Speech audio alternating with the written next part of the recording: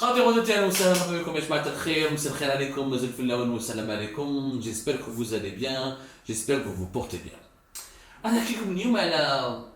C'est à la fois une fonction et une personne qui suscite beaucoup d'interrogations, qui fait la polémique, qui suscite beaucoup de critiques, qui soulève la controverse. On dit la personne, personnellement, je l'ai connue. Je l'ai connue dans un autre contexte, et c'est pour ça que j'ai du mal à parler d'elle sans me poser des questions, et je pense que ces derniers temps, on a trop personnalisé le problème de la fonction, c'est-à-dire qu'on a rattaché cette personne au problème qui est généré par le mauvais usage de la fonction qu'occupe cette personne. Bon, la belle, c'est ta philosophie, mais je vais être très clair. Allez, très prochain. Des fois, j'essaie d'introduire le sujet de façon claire, mais comme il y a un sujet complexe, j'essaie de le décomplexifier, on va dire. Alors, on va parler d'une personne qui s'appelle Kamel Sidi Saïd. Kamel Sidi Saïd, c'est le responsable de la direction de la communication et de relations avec la presse de la présidence de la République. Kamel Sidi Saïd, il est aujourd'hui exceptionnellement, depuis 2023, il est exceptionnellement médiatisé. Surtout en 2024, nous l'avons vu récemment, par exemple l'APS récemment, le 18 ou le 19 juin dernier, il a visité le siège de l'APS pour présenter ses messages de joie et pour présenter ses vœux de l'Aïd Kibera à la famille des journalistes algériens. Et l'APS lui a consacré toute une dépêche. C'est la première fois où je vois, je n'ai jamais vu un cas pareil, où l'APS, l'agence de presse publique, un organe public financé par de l'argent public, qui est la voix officielle de l'État algérien à l'étranger au niveau national. C'est l'agence qui diffuse les informations, les communiqués, les déclarations publiques des autorités algériennes. C'est la première fois que je vois l'agence de presse publique nous publier une dépêche et médiatiser une simple visite exécutée par un responsable ou par un conseiller à la présidence au siège de l'APS. Je n'ai pas vu, toi sur le site de l'APS, vous allez voir Kamel Sidi Saïd, directeur de la communication au niveau de la présidence de la République, est venu, c'était le 19 juin dernier je crois, voilà, c'était le 19 juin, a rendu visite à l'APS pour présenter, non pas le 19, 18 je crois, 18, voilà, plutôt le 18. Pas le 18, plutôt le 18, a présenté ses vœux aux familles aux journalistes algériens, mais en fait, je n'ai pas compris ni l'objectif de cette dépêche, ni son intérêt, ni son message. Djali comme le responsable de la communication de la présidence. Ça reste entre vous, c'est protocolaire, ce n'est pas un officiel, ce n'est pas un ministre, c'est pas le premier ministre, c'est pas le secrétaire général de la présidence, ce n'est pas le directeur du cabinet du président de la République, c'est pas le porte-parole du gouvernement, c'est juste le responsable de la cellule du service de communication de la présidence de la République. C'est un chargé de mission. Ce n'est pas un poste honorifique. Ce n'est pas un poste qui ouvre normalement droit à un passeport diplomatique, à un cachet, ou là des privilèges d'un haut responsable de l'État. C'est un conseiller. Comment se fait-il qu'un conseiller est aussi médiatisé de la sorte? Et ce n'est pas la première fois que Kamel Sidi Saïd occupe les devants de la scène. Le 8 mai 2024, on a rendu visite au ministère de la Défense nationale. On a vu que Kamel Sidi Saïd occuper un siège, occuper un fauteuil, au même titre et au même rang que les généraux ou les hauts responsables de l'institution militaire. C'est la première fois que je vois un aïen, le responsable du service de la cellule de communication ou de la direction de communication, peu importe si c'est une direction, mais en réalité c'est une cellule. C'est pas une direction, ouf, comme on dit en France. C'est pas une direction qui regroupe une centaine d'employés. C'est une cellule de communication qui rédige les communiqués, qui travaille sur les relations avec la presse, qui organise les interviews du président, les relations avec les journalistes au niveau de la présidence, et qui diffuse l'information qui est censée être accessible à l'opinion publique. Chefna Kamel Sidi Saïd, vous pouvez revoir les images, le 8 mai 2024, il était assis à côté, pas loin de Chengriha, ou le chef d'état-major, ou le commandant de la gendarmerie nationale, ou le patron de la première région militaire, pratiquement au même rang. Chef dans la visite de Tebboune, la participation de la même Tebboune, le président algérien, au G7 organisé récemment en Italie, juste avant les Eid, entre le 12 et le 14 juin dernier, Et bien, comme c'est dit, partout, à côté du président. On le voit partout. Dès qu'Abdel Majid Tebboune parle à un chef d'État étranger, il y a Kamal Sidi Saïd qui pointe, on le voit. Mais après, on n'a pas compris en fait. Normalement, le responsable de la communication de la présidence, c'est un communicant, c'est un conseiller, il est censé être dans l'ombre. Quand il a reçu Emmanuel Macron, on a vu son visage. Quand il a reçu le président du Kenya, on a vu son visage. Quand il était l'ouverture des travaux, on a entendu sa voix, on a aperçu son visage. Alors qu'il est censé être totalement discret, transparent. Il n'a aucune fonction honorifique. En fait, sous Tebboune, le responsable de sa communication est devenu un personnage influent de l'État. Et visible, parce que cette visibilité est un marqueur d'influence. Cette visibilité est une démonstration de puissance. Quand le responsable de la cellule de communication de la présidence est assis au même rang que des généraux de l'armée, quand on le médiatise dans toutes ses activités, parce que c'est pas la première fois qu'on le médiatise, hein, dans la chevaux le fil APS, il y a plusieurs dépêches qui parlent des activités de Kamal Sidi Saïd, ou de discours, de messages adressés par Kamal Sidi Saïd. Il est largement médiatisé. Alors qu'auparavant, la responsable de la cellule du service de communication de la présidence sur poste de l'État, elle était complètement méconnue du grand public. Tu vois, mais c'est bien. Il s'avère que moi j'ai connu les deux personnages. J'ai connu Kamal Sidi Saïd et j'ai connu celle qui l'a précédée dans son poste à l'époque de Bouteflika qui s'appelait Farida Bessa. Farida Bessa, c'est une femme qui a été responsable de la direction de communication de la présidence pendant 11 ans, de 2008 à 2019. Elle a quitté ses fonctions à partir de mars 2019, juste après le Hirak, en pleine crise politique. Au cœur, elle a quitté sa fonction au niveau du palais présidentiel de Mouradia, en plein événement. Au moment où le pays était ébranlé par les marches de plusieurs millions de manifestants. Quand elle a été enlevée de son poste, on avait beaucoup spéculé, on avait dit qu'elle était limogée, qu'elle avait démissionné. En réalité, elle a été admise à la retraite. Elle avait juste demandé sa retraite. Elle a pris sa retraite. Et pendant 11 ans, on ne l'a jamais vue. Elle n'a jamais bénéficié de la même visibilité, elle ne s'est jamais attiré les projecteurs, elle n'a jamais parlé à la presse, elle n'a jamais fait de déclaration, l'APS n'a jamais publié une dépêche sur elle, en tout cas pendant j'ai beau chercher, je n'ai pas trouvé. C'est une femme extrêmement discrète, dont on a parlé uniquement dans les colonnes du soir d'Algérie, la Flouatan, dans des petits papiers, des petits confidentiels comme ça, des petits cas encadrés sur des informations anecdotiques sur la vie au sein du palais présidentiel et sur les intrigues qu'il y a au sein du sérail algérien. Mis à part cela, personne ne l'a connue, personne ne la connaît. Elle n'est pas du tout visible. Parce que, d'ailleurs, je ne sais pas, est-ce que vous connaissez ici en France le responsable de la direction de communication de l'Élysée?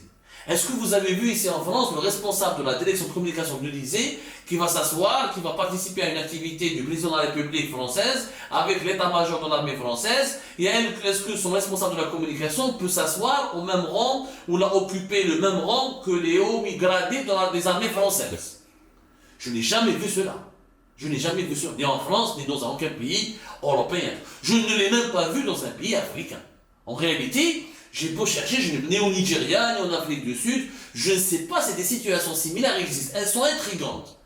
Allez, elles sont intrigantes. Ça veut dire que Tebboune considère Kamal Sidi Saïd comme pratiquement son bras droit, alors qu'on pensait que le bras droit de Tebboune c'était uniquement Boualem, son directeur de cabinet, celui qui est devenu directeur de cabinet depuis 2023 et qui était son conseiller chargé des affaires juridiques et judiciaires, que Kamal Sidi Saïd fait partie des piliers du palais présidentiel, qu'il a la confiance du président, qu'il a l'estime du président et qu'il occupe une place centrale au sein de la prise de décision. Tant mieux pour lui. Mais le problème qui se pose, c'est qu'il n'est pas censé jouer ce rôle. Un responsable du service de communication de la présidence de la République, il n'est pas censé être un personnage influent, il n'est pas censé être un bras droit du président, il est censé être juste son communicant, son conseiller en communication. Et il est censé, encore une fois, être visible, le moins visible possible. C'est le président qui est visible. Ce n'est pas son conseiller qui devrait être visible. Donc, l'APS, l'ANEP, Algérie 24 News, les visites sur le terrain du président de la République, ses participations aux activités protocolaires, ses rencontres avec les chefs d'État étrangers, Kamal Sidi Saïd, il est partout. Il est sur tous les fronts. En 2023-2024, il est devenu l'un des visages emblématiques du palais présidentiel. Ça cause problème, ça pose des questions. Est-ce qu'il est uniquement un chargé de mission? Est-ce que ce n'est pas un super conseiller? Et pourquoi le médiatiser à ce point? Est-ce qu'il n'abuse pas de son pouvoir et de ses fonctions pour s'octroyer une certaine influence au plus haut sommet de l'État?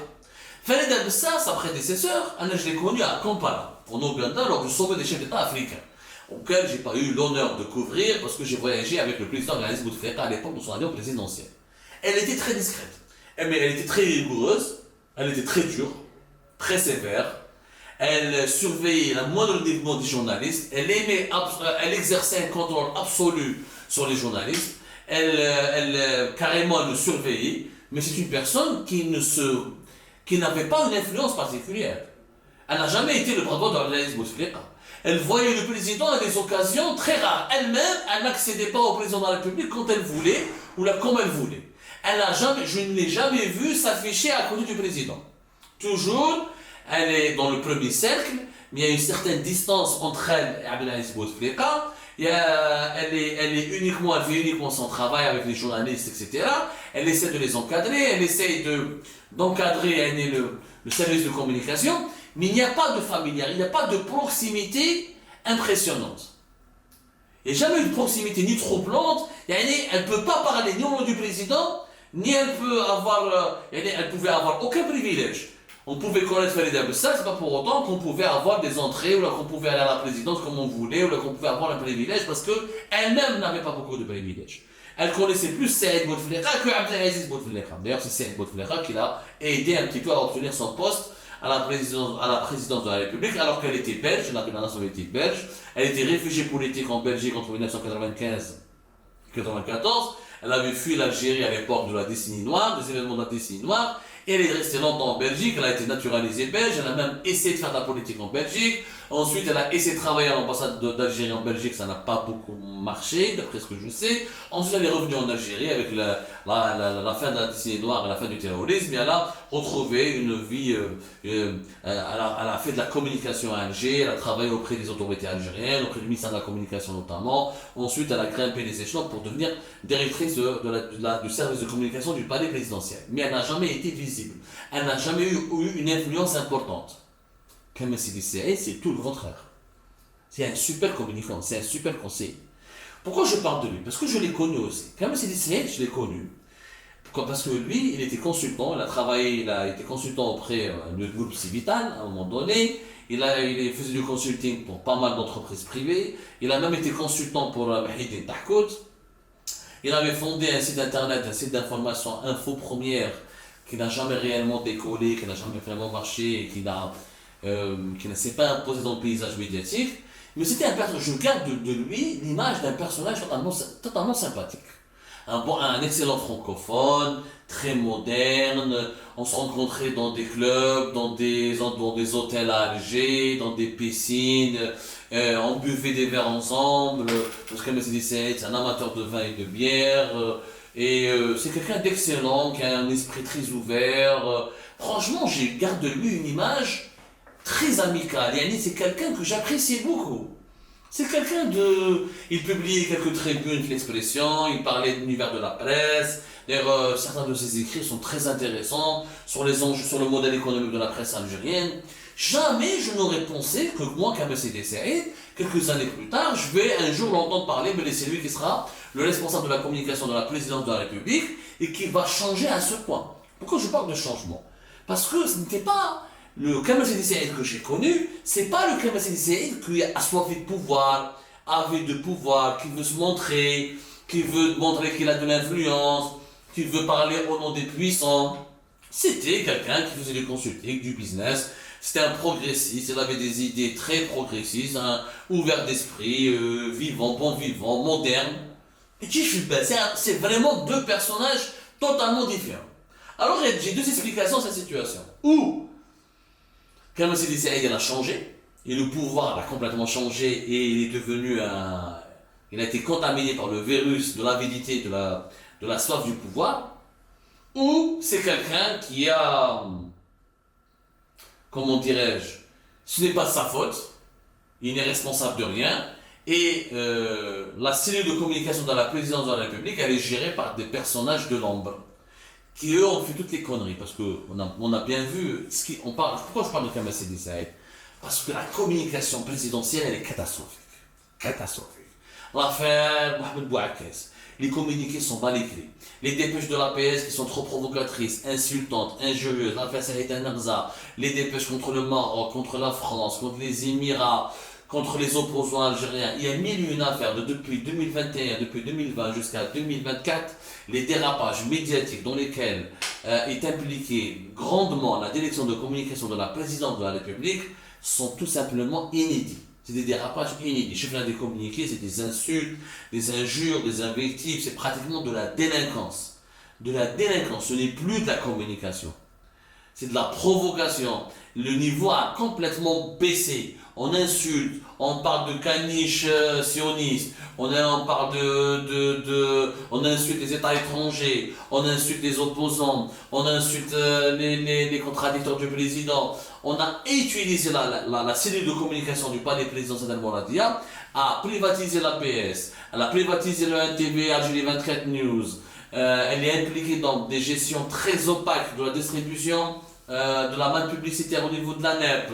Le ministère de la Communication a perdu ses prérogatives et tous ses pouvoirs au détriment de la cellule de communication de la présidence de la République. C'est elle qui contacte les journalistes directement, qui demande, qui envoie des textes préécrits qui sont diffusés par la PS, qui commande des contenus, qui surveille le contenu de l'ONTV, d'Algérie 24 News. Le ministère de la Communication a quasiment disparu. Et est-ce que tout ce travail est mené, tout ce travail machiavélique, mauvais, je dirais même malhonnête et immoral, est mené par Kamal Sidi Saïd? J'en doute, je n'arrive pas à y croire que M. Kamal Sidi Saïd l'a mauvais à ce point. Ce n'est pas le Kamal Sidi Saïd que j'ai connu. C'est le système qui est mauvais. Ce ne sont pas les personnes. Je vous raconte cette histoire pour vous dire, arrêtez de personnaliser. Ce n'est pas le problème de Tebboune, ce n'est pas le problème de Boualin, ce n'est pas le problème de Shengria, ce n'est pas le problème de Manajbar, c'est le système. Les personnes telles quelles, les personnes, quand on les sort du contexte du pouvoir, quand on les sort du système, on a même de la sympathie pour elles. Elles ont même beaucoup de qualités humaines. Mais ces personnes-là, quand elles sont en poste, quand elles sont au pouvoir, où elles changent, où elles sont, où elles perdent tout leur arbitre, et tout leur libre arbitre, il est perdu. Parce qu'elles suivent des schémas, des manières de gouverner, des façons de diriger qui sont machiavéliques, complotistes, qui sont dans le sabotage, dans le calcul, dans le complot, dans la manigance, et très peu dans l'intérêt général. Très peu dans l'intérêt général. Donc, moi je ne crois pas que Kamal Sidi Saïd a changé diamétralement. Peut-être qu'il a changé, peut-être qu'il est devenu, comme assoiffé de pouvoir, aveuglé par son pouvoir. Mais je crois que le problème n'est pas lui. Je crois que le problème c'est le système actuel. Parce qu'à l'époque de Bouteflika, on n'avait pas les mêmes phénomènes, on n'avait pas les mêmes fléaux, on n'avait pas les mêmes dérapages médiatiques. La communication présidentielle était quasiment absente. Abdelaziz Bouteflika ne parlait pas beaucoup à la presse. Quand il y avait une communication présidentielle, elle était en tout cas parcimonieuse, mais elle était dans les règles de l'art. Quand la présidence parlait, elle faisait attention à ce qu'elle disait.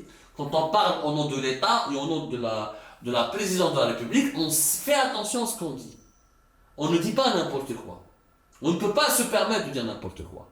On ne peut pas utiliser des éléments de langage orduriers ou la provocateur, on ne peut pas aller dans l'insulte, on ne peut pas écrire une dépêche, demander à l'APS d'écrire une dépêche à bon entendeur salut. On ne peut pas faire un communiqué pour justifier le limogeage du chef du protocole, du président de la République, en disant voilà, c'est, comment dirais-je, il est impliqué dans des affaires d'éthique, de déontologie ou fautes graves. C'est pas comme ça qu'on parle quand on est un communicant au service de la présidence. Quand on dirige la cellule de communication et de relations avec la presse au niveau d'une présidence de la République. C'est pas comme ça que ça se passe. Il y a des codes, il y a des normes, il y a des traditions, il y a une éthique, il y a une manière de faire et une certaine élégance qu'il faut respecter. C'est le système qui est mort, ce ne sont pas les personnes. Aujourd'hui, le système algérien, on peut mettre au sein du système, on peut confier au système algérien les plus brillants cerveaux, les plus nobles des personnes. Vous allez voir que ces personnes vont changer, vont s'appétir, vont s'endiabler. Voilà, vont s'endiabler. comme ça, et j'attends de voir quelle est votre lecture et vos avis sur cette lecture que je vous propose de la problématique ou du personnage de Kamal Sidi Saïd, la problématique de la gestion actuelle du service de communication du palais présidentiel d'El Mouratia.